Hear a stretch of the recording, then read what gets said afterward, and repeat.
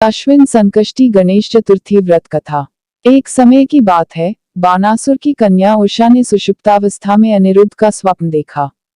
अनिरुद्ध के विरह से वह इतनी अभिलाषी हो गई कि उसके चित्त को किसी भी प्रकार से शांति नहीं मिल रही थी। उसने अपनी सहेली चित्रलेखा से त्रिभुवन के संपूर्ण प्राणियों के चित्र बनवाए।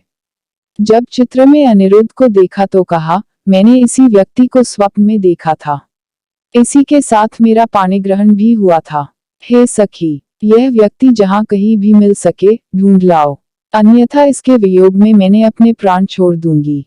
अपनी सखी की बात सुनकर चित्रलेखा अनेक स्थानों में खोज करती हुई द्वारकापुरी में आ पहुंची। चित्रलेखा राक्षसी माया जानती थी। उसने वहां अनिरुद्ध को पहचानकर उसने उसका अपहरण कर लिया और रात्रि में पलंग सहित अनिरुद्ध को उठाकर वह गोधूली वेला में बानासुर की नगरी में प्रविष्ट हुई। इधर प्रद्युम्न को पुत्र शोक के कारण असाध्य रोग से ग्रसित होना पड़ा।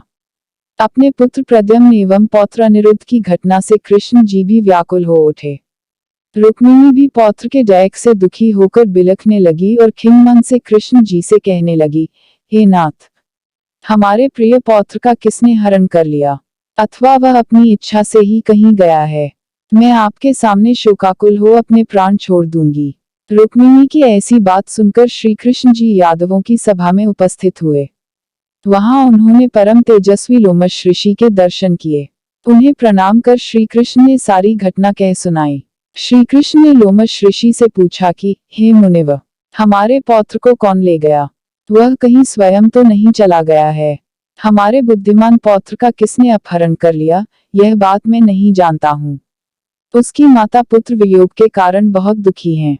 कृष्ण जी की बात सुनकर लोमश मुनि ने कहा, हे कृष्ण, बानासुर की कन्या उषा की सहेली चित्रलेखा ने आपके पौत्र का अपहरण किया है और उसे बानासुर के महल में छिपा के रखा है। यह बात नारद जी ने बताई है। आप आश्विन मास के कृष्ण पक्ष की चतुर्थी संकटा का अनुष्ठान कीजिए। इस व्रत के करने से आपका पौत्र अवश्य ही आ जाएगा। ऐसा सुनकर मुनिवर वन में चले गए।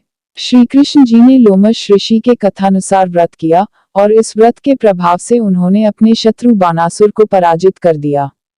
यद्यपि उस भीषण युद्ध में शिव जी ने भी बानासुर की बड़ी रक्षा की, फिर भी वह परास्त हो गया।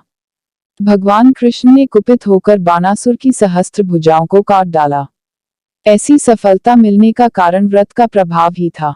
श्री गणेश जी को प्रसन्न करने तथा संपूर्ण विघ्न को दूर करने के लिए इस व्रत के समान कोई दूसरा व्रत नहीं है। श्री कृष्ण ने कहा, हे राजन, संपूर्ण विपत्तियों के विनाश के लिए मनुष्य को इस व्रत को अवश्य ही करना चाहिए। इसके प्रभाव से आप शत्रुओं पर विजय प्राप्त करेंगे एवं राज्याधिकारी होंगे। इस व्रत के महिमा का वर्णन बड़े बड़े विद्वान भी नहीं कर सकते।